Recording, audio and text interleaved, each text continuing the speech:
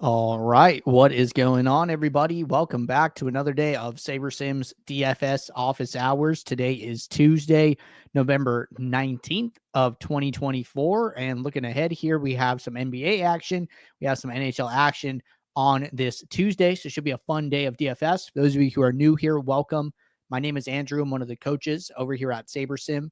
This is a show where we go over how to use the SaberSim app, answer any and all DFS related questions. Get your questions in one of three ways here. First off, send us an email, support@sabersim.com. Second, post it live in the YouTube chat.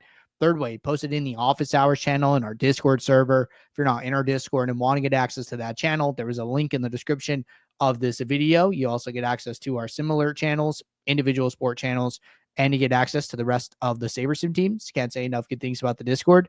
But with that said, we do this show Monday through Friday at 4 p.m. Eastern. We do this show on Saturdays at 12:30 p.m. Eastern. So tune in any one of those days and get your questions answered. All right. With that said, let's get SaberSim up and let's jump into some questions that came in the Discord first, as always. So looks like our first question came in from Black Mamba. I did answer this one. We will take another opportunity to answer it on stream. For anybody else running into a similar scenario, we got one from Jimmy, two from Jimmy, and then one more from Sammy. All right. So we'll get started with these and then hit any additional questions that roll in afterwards. So let's get SaberSim up. And let's hit our first question. All right. I have a quick question. Is there a way to set pool of lineups to match exposures? Last night, I didn't realize it until my first late swap, but I had about 70% Mason Plumlee, although his ownership was only 4%. So one thing with this, right, is that Nurkic was ruled out after lock and Plumlee was announced as a starter. So that could be why you saw 4%, right? So if the slate locks, your my own source isn't going to auto update. So what you can do is you can click the gear icon and then there will say SaberSim ownership. And then there will be a second one that says SaberSim ownership live. You could change it. You know, if you're on flagship MME, you could change it from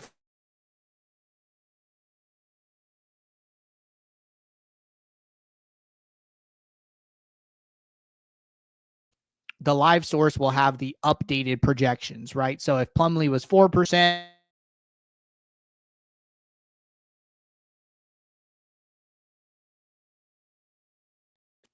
that is one thing to consider when looking at those leverages, right? You want to have accurate, you want to be looking at the correct ownership.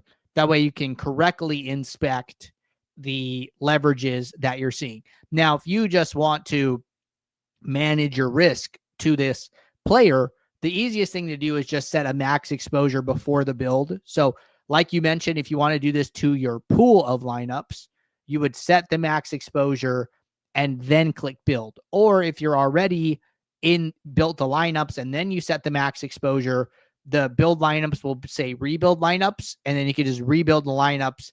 It will take your max exposure into account up front and then apply it to your next set of lineups.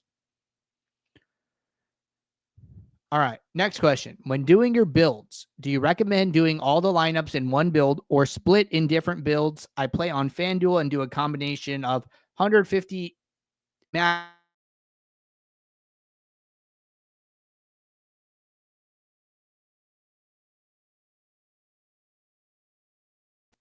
and as many single game lineups as I can, staying within the profit plan, but sometimes feel like I have too many lineups and can't make too many unique adjustments. Okay.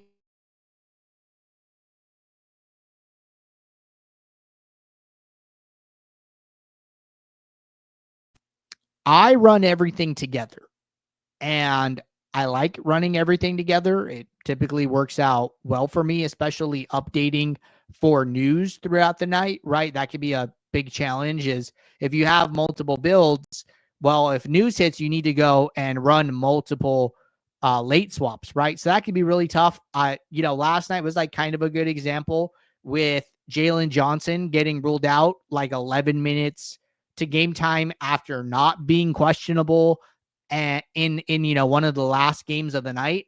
And then Alex Len getting announced as a starter, Doug McDermott getting moved to the bench.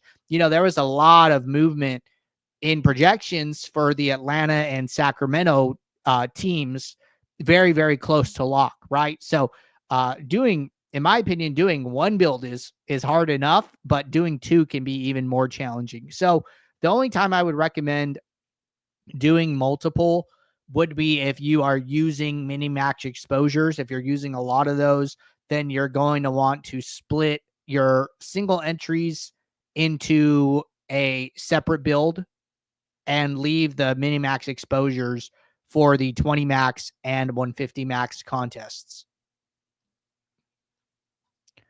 All right, one more question from Jimmy. When playing on FanDuel and you see you are getting 70% plus of a player, and even if you adjust your uniques, the amount doesn't go down. Maybe I missed the second part to this question. So there's two things with this, right? Number one is what's the player's ownership, right? You're getting 70%, he's not moving down. Well, how much leverage on the field do you have? Like, is this player 70% owned, right? Like, that's a consideration. I think that's something we saw yesterday with the Kings and like De'Aaron Fox being super, super high owned in a lot of contests. At least the ones I was playing, he was incredibly high owned, right? So, you're getting 70%, he's not moving. Well, how much leverage do you have? Are you matching the field? Are you positive, right? The other thing is like if you just want him to go down, right? Just set a max exposure to whatever number you want and apply that. And once you apply that max exposure, it should go down.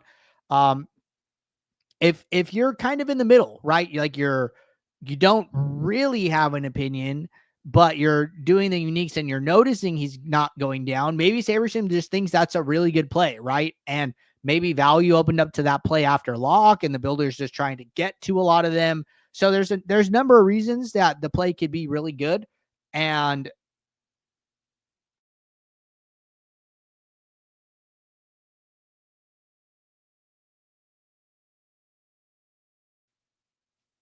the risk you're assuming by playing that player at that specific exposure, right? So kind of a personal question. Those are the ways I'm looking at it, right? Ownership, leverage, exposure. What is the player's value? Why is the player value? Did something happen where, this player is like a clear and obvious value play? Is Wemby sitting tonight and Zach Collins is starting for him, right? We saw that fairly recently. And, those plays, like you want to get to them, right? They don't come all that often. Wemby's not going to miss that many games. And Zach Collins is stepping into a big role with a very low salary. So going to get a lot of minutes and usage. And you want to take advantage of those. All right. Question from Sammy. While using Contest Flashback and based on the review lineups, is it possible to add more builds toward the Contest Flashback for research purposes? And if it is possible, what will be the best approach? Thanks. Okay, so there's not a way to do this at the moment. So basically what Sammy's asking is like, hey, can I build additional lineups, put them into the contest, and then simulate the contest again to see my new post-contest sim results, or like hypothetical.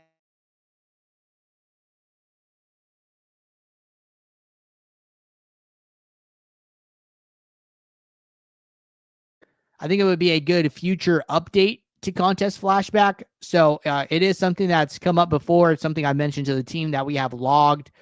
So a little further down in the queue than some of the other upcoming projects that we have. But I do think it would be nice to be able to build lineups, test them out in contests that I've already played and see how they do. All right. Those were our initial questions. Let me check Discord to see if anything else is rolled in here. which it hasn't. So we'll jump into a build review and take questions as they come in live here. So building lineups for today's NBA slate. Interesting slate. One game at every time, right? So 4 p.m. one game, 4:30 p.m. one game, 5 p.m. one game, 5:30 p.m. one game, 6:30 p.m., 7:30 p.m., right? So games are pretty spread out here. Could mean that, late swap is definitely going to be important. Question, hey brother, do you have a personal rule of thumb how heavy you will go on any given player in a slate using this slate, for example? Honestly, I'm okay playing 100% of anybody, right? It always goes back to the player's ownership,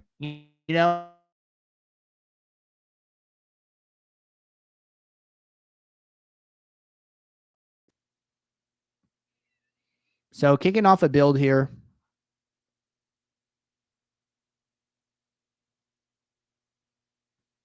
Lineups are finishing.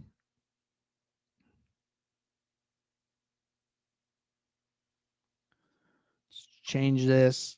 Okay, so sorting metric doesn't matter. I'm just going to use Saber score. So say that, we're right here in this build, right? And I scroll over and I'm getting a lot of LeBron, a lot of Davis, Caruso, Bassey, right? A number of these players, right? So first thing I'm checking, right, is, okay, how owned are these guys, right? Okay, 34%, 33%. So what is 85%, right? Well, that's like 2.5x, it is leverage on the players, but it's not like, what I would be concerned with is like, hey, LeBron's like 5% owned and I'm getting 85%. That's like extreme leverage, right? Like if I had, Zaire Williams, who's 5% owned, he's in 15% of my lineups. Like that looks fine. It's like 3x's ownership. If he was, way, way, way higher, I would be worried, right? So like a rule of thumb I personally use is like 2 to 3x a player's ownership, right? I think that's like a good exposure level to be at where you get good leverage, but you're not overexposed. So like LeBron at 35, 2x is like 70, 2.5 is 85. So like this is fine with me. So for me, it's less about the exposure number alone and more comparing it to some of the other things that I'm seeing here. Now, somebody asked me recently, they were like, hey, what if a player is 1% owned? Do you want to get 2 to 3% of them? Well, in that case, that's kind of an extreme example. I think it's okay to get, closer to like 5%, 10% of that player, 15%, right?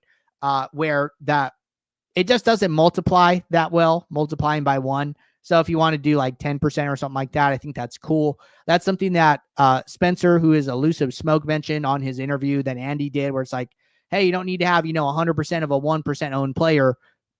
You can have 10% and still be in a great spot to crush the slate, right? So that's something that I'll think about. But with the players that I'm seeing right now, nothing kind of concerning in my opinion, right? LeBron and AD are like the top 2 projected players on the slate. LeBron is 1,600 less salary than Luka is and is projected for more, which it makes sense to me why we're getting these 2 players, right? Their values are really high. Their projections are really high compared to some of the other options here that we're seeing a little further down. So I don't mind it at all. But anyways, these are the type of considerations I would recommend making, right, when you're building your lineups. You want to verify some of these things, right? Hey, why am I getting so much exposure? A name I saw that surprised me, right, was Bassey. Like, hey, why am I getting so much Charles Bassey?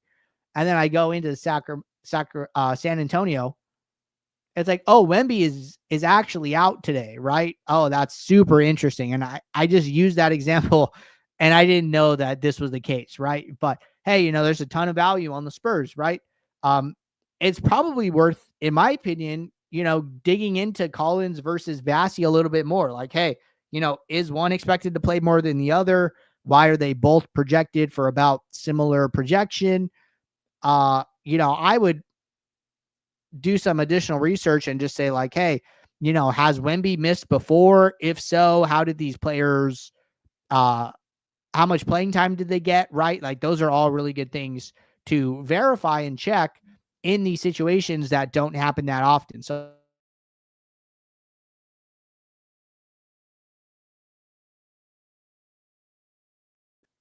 the builder, 49% Bassey, only 17% Collins. I would want to make sure that I'm comfortable with this, even though their ownerships are about the same.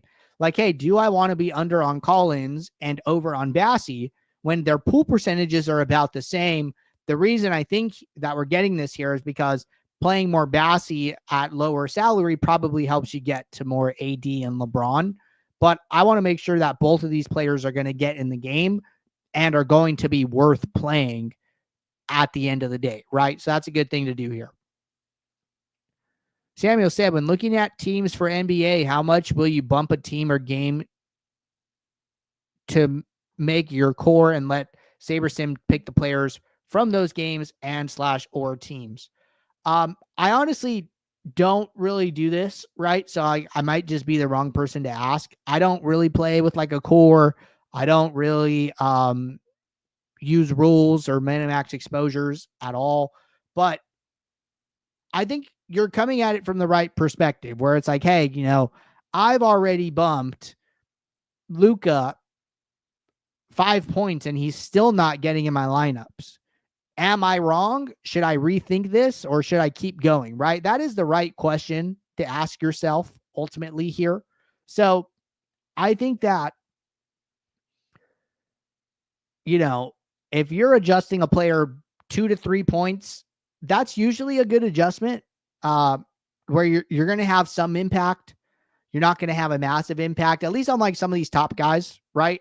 If you're doing 2 to 3 points on a 50 projected player, it's a little bit different than doing like 2 to 3 points on a player projected for 19 points, right? That 19 is just going to have a bigger impact since the starting number is a lot lower. So consider that, right? Like maybe like 1 to 2 points for like some of those lower projected players. 2 to 3 points might be okay for some of these higher projected players. Although it depends why you're making the change. Do you think that, hey, LeBron is projected for 37.8 minutes. I think he's going to play 35, right? For whatever reason. Lakers are on a back-to-back. It's a big spread. I think Lakers get out early and LeBron sits so he can play more tomorrow, right? I have no idea if they play back-to-back, but I'm just giving a hypothetical scenario. So then, you go in and you lower his projection to where he would be at if he were at 35 minutes. And maybe that's like a huge adjustment, right? Maybe that's 5 points. Well, how high convicted are you in his minutes, right? Now, this isn't just I think he does good. I think he does bad. This is I am making this change based on this number. And even though the number brings me 5 points down, I still think it's the right number, right? So that would be a situation where I'd be like, okay, you want to go more than 2 to 3 points. It makes sense. Why, right? It's all about, does like the logic follow? All right. Next question. How much do you tinker with?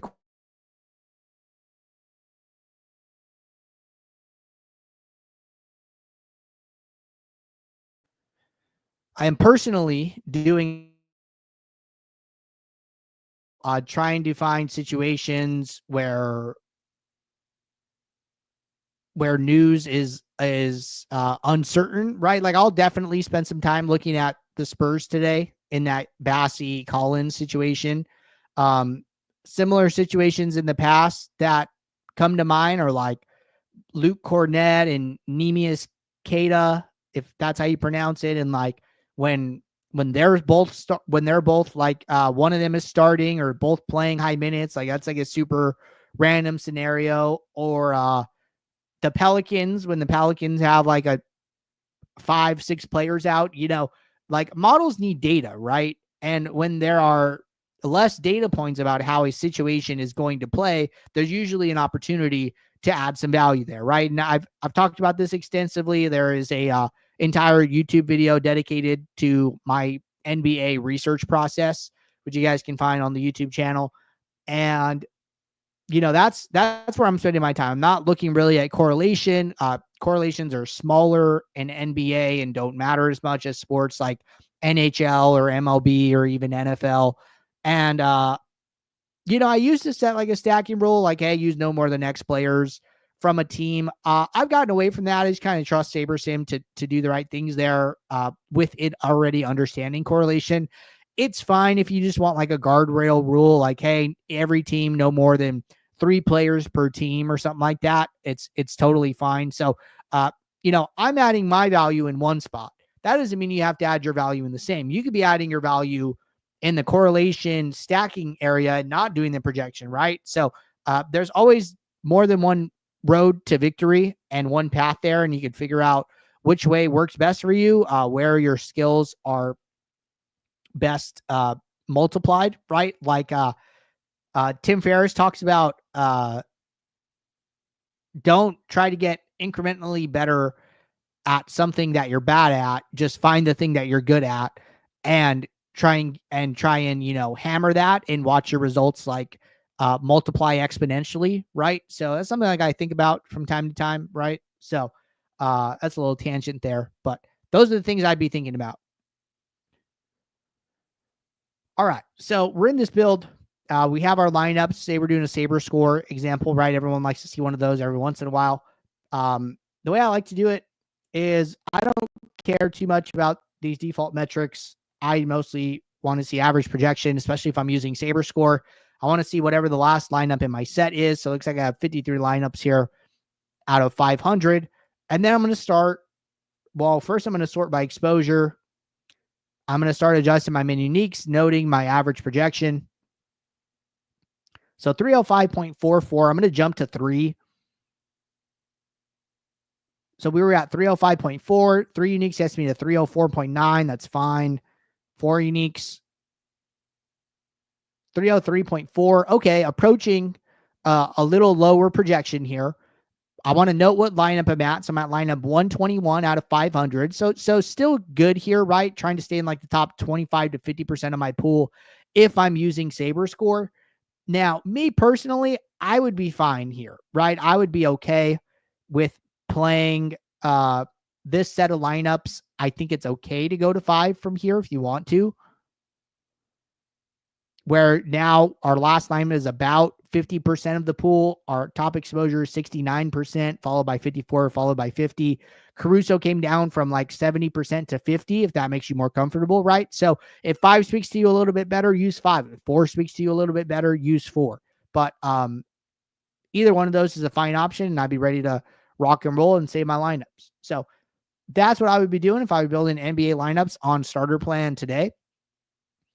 But taking a peek back in the Discord, no additional questions. So appreciate everybody tuning in. I will see you all tomorrow. Really quick one from Sammy.